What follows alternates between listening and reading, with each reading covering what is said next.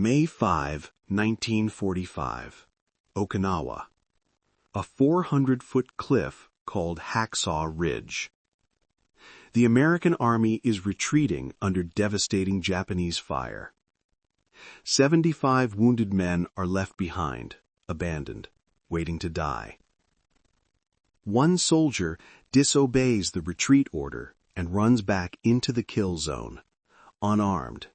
He has no rifle, no grenades, no weapon of any kind. Just a prayer. Lord, please help me get one more. For the next 12 hours, this man will perform the most extraordinary rescue in military history. And the men who once wanted him dead will call him the bravest soldier they ever knew. Lynchburg, Virginia, 1919. A baby is born to William and Bertha Doss. They name him Desmond. Growing up, Desmond is a normal kid, maybe a bit scrappy, prone to roughhousing with his brother. But one day, during a fight, Desmond nearly kills his brother with a brick.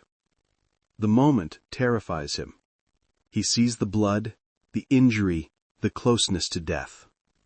His mother shows him a framed picture on their wall, a depiction of the 10 Commandments. She points to one commandment in particular: "Thou shalt not kill." From that moment forward, Desmond Doss vows never to take a human life. Fast forward to December 7, 1941. Pearl Harbor is attacked. America enters World War II. Young men across the country rush to enlist. Desmond Doss is working at a naval shipyard. He has a draft deferment, could sit out the war safely. But that's not who he is. He wants to serve. He believes in the cause, but he won't kill. When Doss enlists in the Army, he makes his position clear. He'll serve as a combat medic. He'll go to the front lines. He'll face the same dangers as any soldier, but he won't carry a weapon. The Army doesn't know what to do with him. His superiors try everything to get rid of him. Harassment, threats, attempts to have him declared mentally unfit. His fellow soldiers are worse. They see him as a coward, a liability, someone who'll get them killed. They throw boots at him while he prays. They beat him. They mock him relentlessly. His commanding officer tries to have him court-martialed for refusing to train on Saturdays. He's a Seventh-day Adventist who observes the Sabbath. But Doss won't quit, won't compromise, won't leave. Finally, through intervention from his father, a WW1 veteran who knows military law, Doss is allowed to stay, but his fellow soldiers still don't trust him. Spring 1944. Doss ships out to the Pacific with the 77th Infantry Division. First combat? Guam. The battle is fierce. Men are wounded, dying, calling for medics. And Desmond Doss runs into the fire. Again and again, he rushes toward wounded soldiers under enemy fire. Treats them, drags them to safety. He has no weapon to defend himself, just his faith and his medical kit. But he doesn't hesitate. The soldiers who once mocked him start to see something different. This isn't a coward. This is someone braver than they are. Philippines. More combat. More wounded. More impossible rescues by Doss. He earns his first Bronze Star for heroism. Then another. But the ultimate test is coming. Okinawa. Spring 1945. The Japanese are making their last stand. Every inch of Okinawa is defended to the death. The 77th Division is assigned to take the Maeda Escarpment, a 400-foot cliff that the Americans call Hacksaw Ridge. May 2, 1945. The 77th Division climbs cargo nets to reach the top of Hacksaw Ridge. Doss climbs with them, carrying his medical supplies.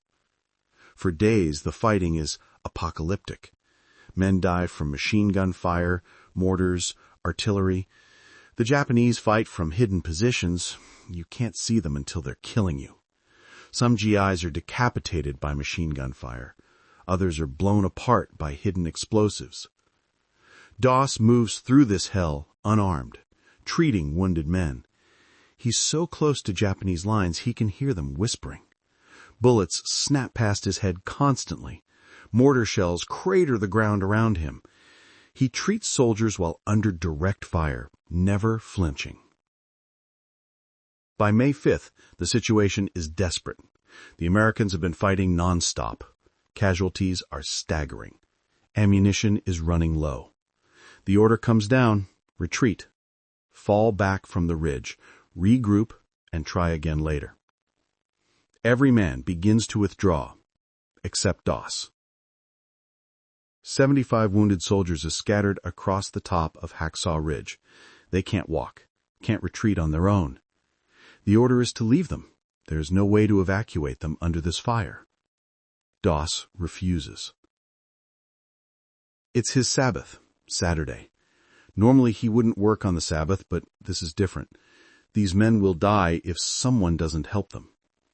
So while everyone else retreats, Desmond Doss stays on Hacksaw Ridge, alone, unarmed, surrounded by enemy soldiers.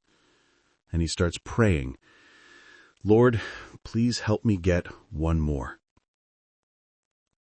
He crawls to a wounded soldier, treats his wounds, drags him to the edge of the cliff. Doss has brought a rope. He loops it under his arms, ties a special knot, and lowers him down the 400-foot cliff face to other medics waiting below. Then he goes back. "Lord, please help me get one more." Another wounded soldier. Treat, drag, lower. Then another. And another. For 12 hours, Desmond Doss repeats this process 75 times. The Japanese are everywhere. They're shooting at him. Mortars are exploding around him. He's crawling through mud, blood, and bodies. He's exhausted beyond measure. His hands are raw from the rope. His body is screaming for rest. But he keeps praying. "Lord, please help me get one more." Witnesses later report that it seemed impossible. Bullets would miss him by inches, mortar shells would land right next to him, and he'd walk away unharmed. One soldier said, "It's as if God had his hand on his shoulder." By dawn on May 6th, the 75 wounded men have been evacuated. Every single one survives because of him. When he finally descends from Hacksaw Ridge, his fellow soldiers, the same men who once wanted him kicked out of the army, greet him with tears. They call him the bravest man they've ever known. But Doss isn't done. Days later, during another assault, a Japanese grenade lands at his feet. Instead of diving away, Doss tries to kick it away from the two riflemen beside him. It explodes. Shrapnel tears into his leg and body. 17 pieces of metal embed in his flesh. He treats his own wounds, lies in a shell hole for hours waiting for evacuation. When stretcher bearers finally come, they're taking him back when the unit comes under fire. Another soldier is hit badly. Doss, even wounded, even in pain, insists they take the other soldier first. He rolls off the stretcher and gives it to the wounded man. As he waits, a sniper's bullet shatters his arm. Doss makes a splint from a rifle stock, the only time in the entire war he touches a rifle, and crawls back to the aid station on his own. His war is over, but his legend is just beginning. October 12, 1945. The White House. President Harry Truman awards Desmond Doss the Medal of Honor. He's the first conscientious objector in American history to receive it. Truman shakes Doss's hand and holds it through the entire citation reading.